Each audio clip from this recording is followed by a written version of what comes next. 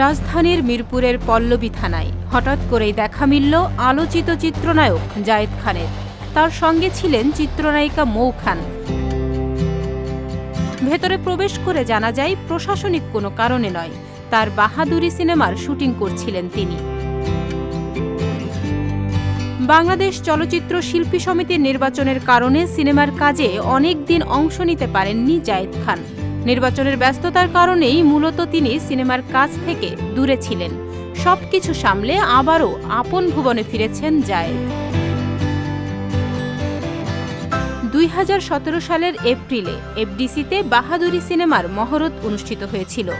এরপর শফিক হাসানের পরিচালনায় সিনেমাটির দৃশ্যধারণ শুরু হলেও মাঝপথে সেটি বন্ধ হয়ে যায়। তারপর কেটে গেছে 5 বছর।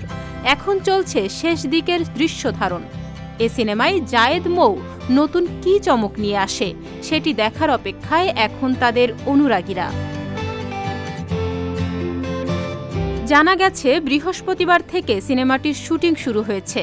শুক্রবার জায়েদ মৌ রাজধানীর মিরপুর পল্লবী থানা ও এর আশেপাশের বিভিন্ন লোকেশনে শুটিংয়ে অংশ নিয়েছেন।